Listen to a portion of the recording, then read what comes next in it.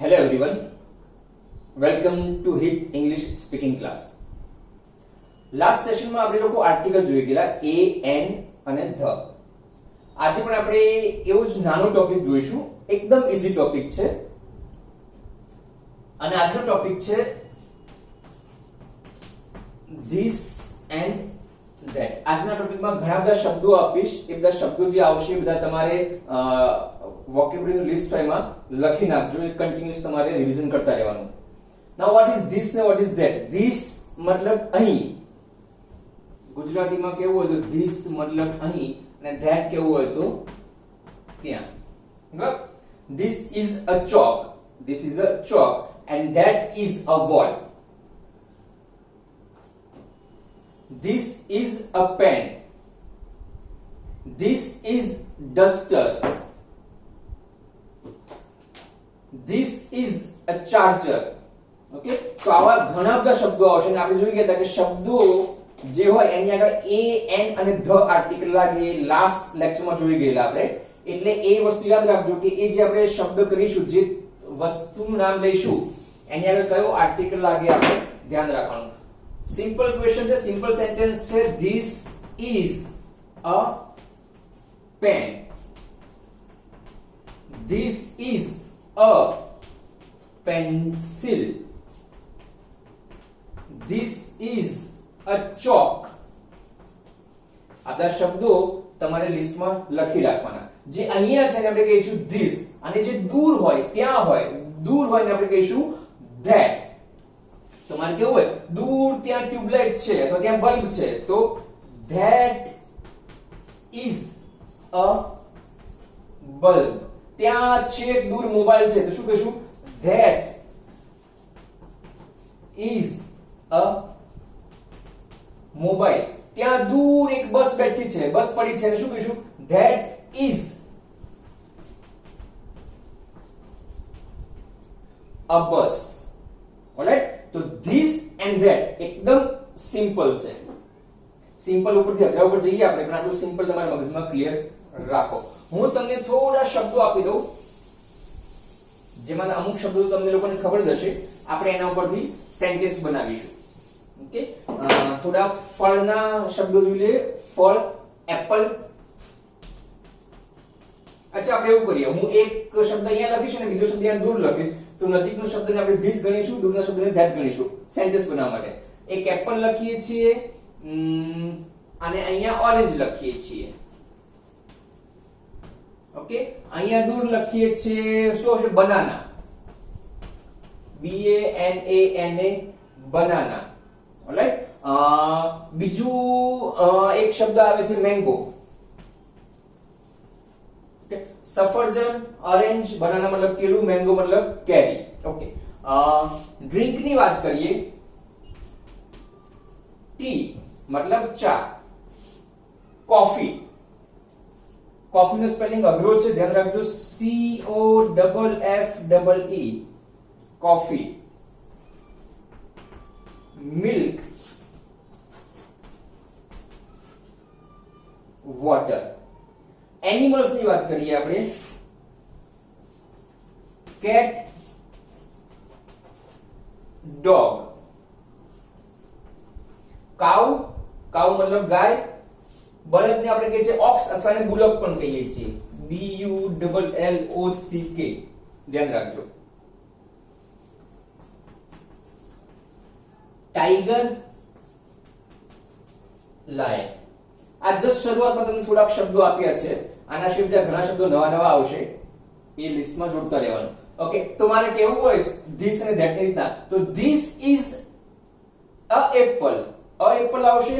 નો, આપણે ગયા લેસનમાં શીખી ગયા કે એ છે શું આવશે? An apple. શું કહીશું? This is an apple, this is an apple and that is banana. એ કેવું છે? This is an orange. આને આપણે પણ શું લાગશે? n લાગશે, article n. This is an orange, that is a mango. Same વસ્તુ, this is a tea, that is a coffee. અહીંયા એ નહીં લાગે કારણ કે આ કાઉન્ટ કરી શકાય એવા શબ્દો વસ્તુ નથી એટલે અહીંયા એ એન કે ધ નહીં લાગે. શું કહીશું? This is coffee, this is tea, that is coffee, this is milk, that is water. અહીંયા એ એન ધ નહીં લાગે. This is a cat, that is a dog, this is a cow, that is a bullock, this is a tiger, that is a lion. Clear? આ ઘણા શબ્દો તમને આપીશ આ સેશનમાં, પણ આટલું યાદ રાખો, this is અને that is.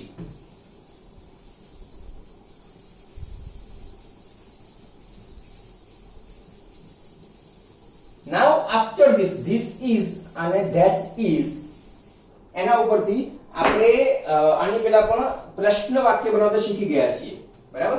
તો મારે સપોઝ આ સેન્ટેન્સ છે this is a cat.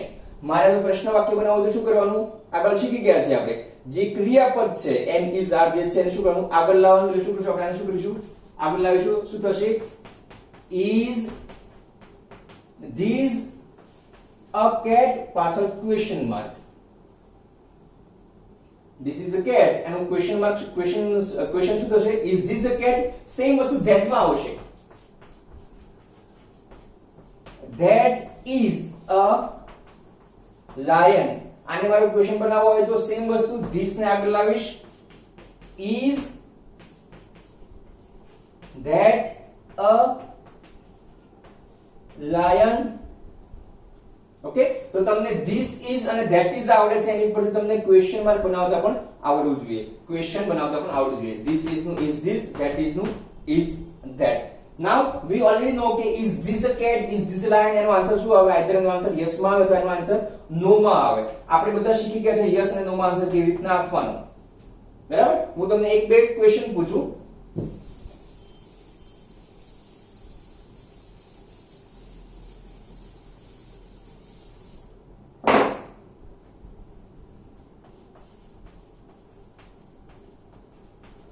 Banana. Question શું પૂછીશું? is this a mango? આનો આન્સર શું આવશે? ના, આ મેંગો નથી, આ શું છે? બનાના છે. તો આન્સર શું આવશે? no, this is not a mango.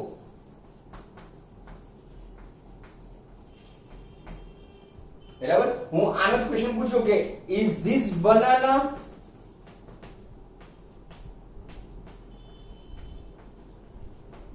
તેનો આન્સર શું આવશે? yes, this is banana. this is a banana. આ આપણે આગળ શીખી જ ગયા છીએ પણ ફરીથી રિવિઝન કરાવું છું તમારી ક્લિયર થાય એના માટે. એક બીજો વર્ડ લઈ લઈએ.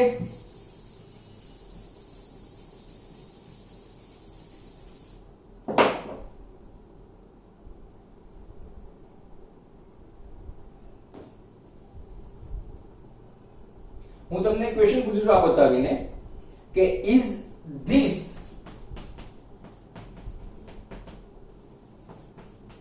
a pen? is this a pen? Answer શું આવશે? yes,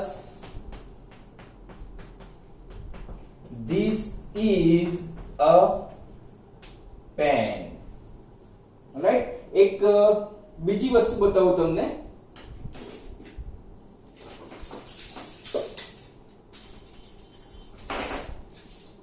હું તમને આમ બતાવીને કહું કે is this a chalk?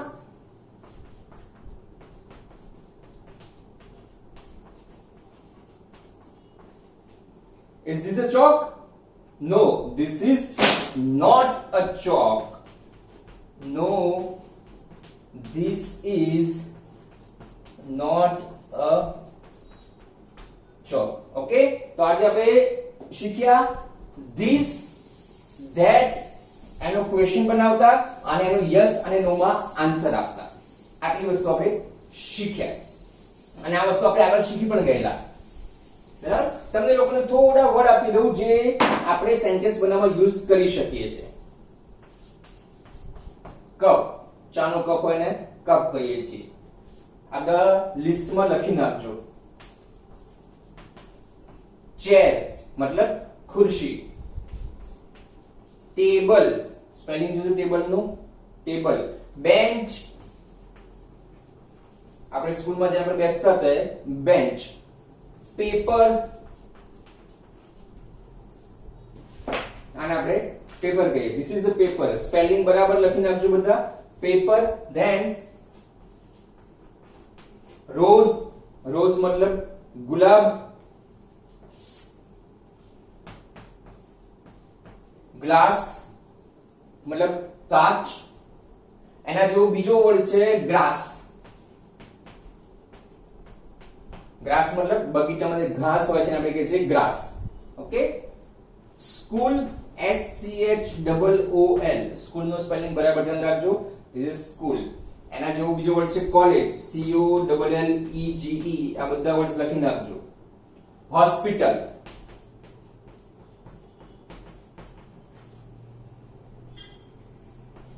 Home.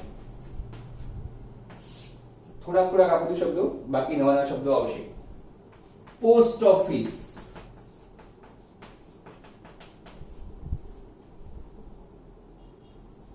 Hair.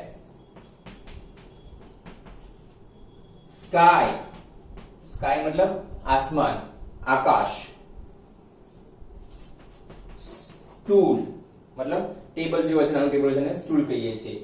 Blackboard. કાળું પાટિયું. આપણે જે સ્કૂલમાં તો ત્યારે કાળું પાટિયું હતું. This is not a blackboard, this is a green board. હા, ને આપણે ગ્રીન બોર્ડ કહીશું. બસ. CYCLE. સાયકલ. CAR. કાર. તો આ બધા શબ્દો છે. આ બધા શબ્દો ઉપરથી આપણે ધીસ,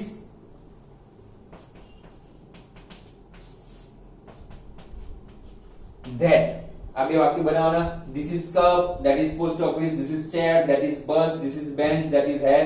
એ બનાવવાનું. ઓકે. એના પછી શું બનાવવાનું? is વાળું ક્વેશ્ચન બનાવવાનું અને yes વાળો આન્સર લખવાનો અને no વાળો આન્સર લખવાનો. આટલું તો આપણને બધાને આવડવું જ જોઈએ. ક્લિયર? આ બધા શબ્દો છે, બધા શબ્દો તમારા લિસ્ટમાં લખી નાખો. આગળ નવા નવા શબ્દો આવશે.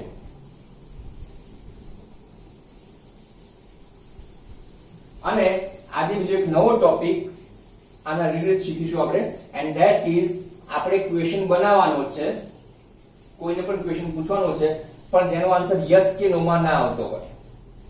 જેનો આન્સર યસ કે નો માં ના આવતો હોય, પ્રશ્નવાચક શબ્દ જે કહીએ છીએ આપણે, ઘણા બધા પ્રશ્નવાચક શબ્દો છે. એમાં પહેલો પ્રશ્નવાચક શબ્દ આપણે જોઈશું and that is called the what.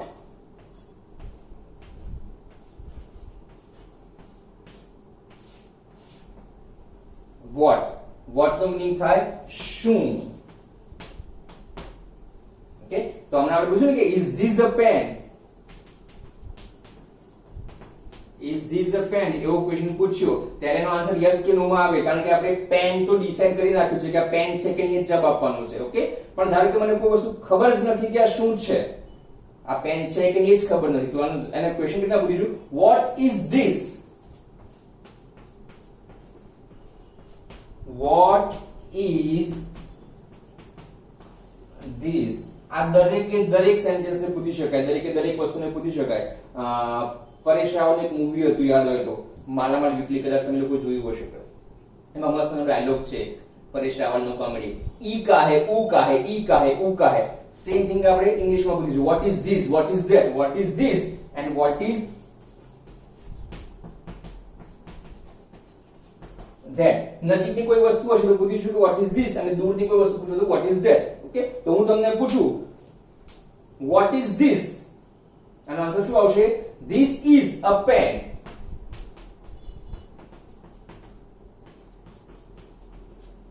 Vote is this? This is a ચોક.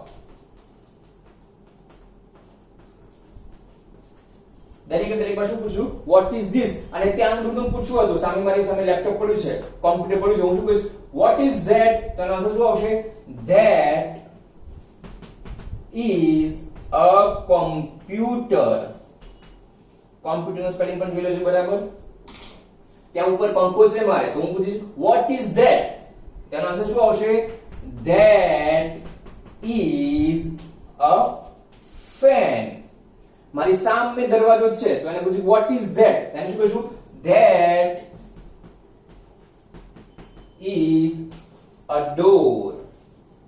સામે બારી છે, વિન્ડો છે, શું કહીશું? what is that? that is a window.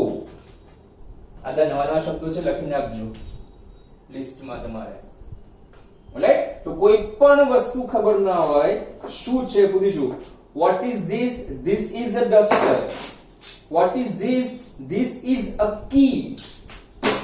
okay, what is this? this is a mirror. mirror નું સ્પેલિંગ તમને કીધું. this is a mirror. Right? તો આજે આપણે શીખ્યા this, that, એનો ક્વેશ્ચન બનાવવાનો, એનો યસ નો આન્સર આપવાનો, અને નવો ટોપિક શીખ્યા આપણે what. ઓકે, તમને જેટલા શબ્દો હમણાં બતાવ્યા અથવા લખીને બતાવ્યા એ દરેકે દરેક શબ્દોના તમારે સેન્ટેન્સ બનાવવાના છે.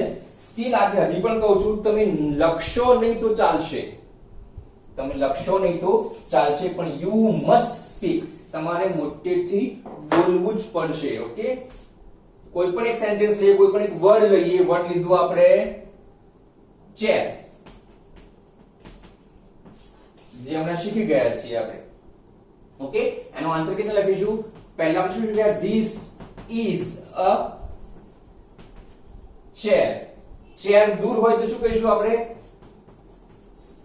That is a chair. મારે એનો ક્વેશ્ચન પૂછવો હોય તો શું પૂછીશ?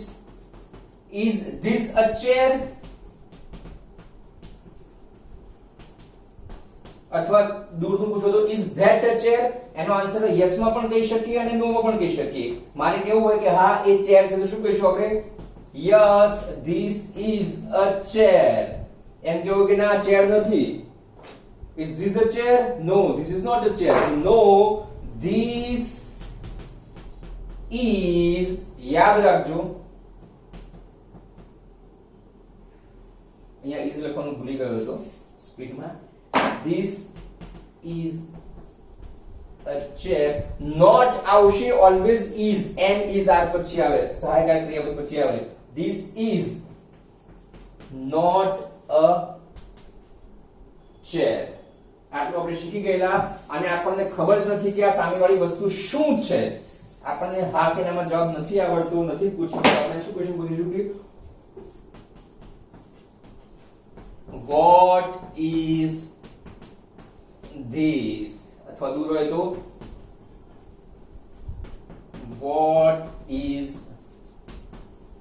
that? okay, and this is a chair, that is a chair. તો આજે શબ્દો શીખી ગયા. આજે લિસ્ટમાં છે દરેકે દરેક શબ્દોમાં આટલા વાક્યો તમને બનાવતા આવડવા જોઈએ, અને દરેકે દરેક શબ્દો બનાવીને મોટેથી બોલજો.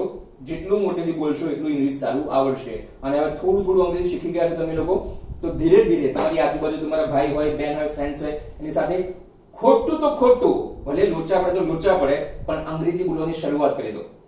અને સાંભળવા માટે you can listen to English news જોઈ શકો. ઇંગ્લિશ મૂવી હોય સિમ્પલ અથવા ઇંગ્લિશ સિરિયલ હોય સિમ્પલ. યુટ્યુબમાં ઘણા બધા એવા વિડીયોઝ હશે કે જ્યાં ઇંગ્લિશમાં લખેલું હશે ને લોકો ઇંગ્લિશમાં બોલતા હશે. જેટલું ઇંગ્લિશ પોસિબલ હોય એટલું ઇંગ્લિશ સાંભળો, અને જેટલું પોસિબલ હોય એટલું ઇંગ્લિશ એકબીજા સાથે બોલો. ભલે લોચા વાગે, ભલે ખોટું બોલાય, નો પ્રોબ્લેમ, કારણ કે તમે બંને જણા શીખો છો. ઓકે, વધારે જેટલું સાંભળશો ને જેટલું વધારે બોલશો એટલું જલ્દી અંગ્રેજી આવડી જશે. બાકી લેંગ્વેજ શીખવું અઘરું છે નહીં. પ્રોબ્લેમ એટલો જ હોય છે કે આપણે બોલતા નથી બીકના કારણે. ઓકે, તો બીક નીકાળી લેજો અને શાંતિથી ધીરે ધીરે પ્રેક્ટિસ કરજો. ઇંગ્લિશ બહુ સારી રીતના આવડશે. તો આજે આપણું લેક્ચર અહીંયા પૂરું કરીએ છીએ. If you have any question, any query, કોમેન્ટમાં લખો, મેસેજ કરો, and again we will meet you in next lecture. Till then, bye and have a nice day. Thank you.